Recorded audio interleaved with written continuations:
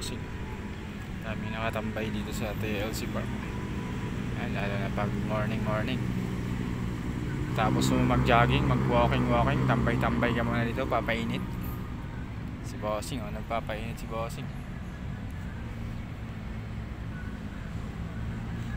Naman yung view dito, kaya hindi siya ganong mainit.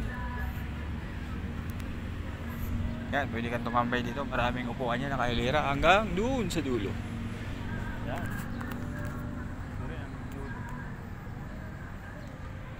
Tapos mo jogging. Yan mo naman yung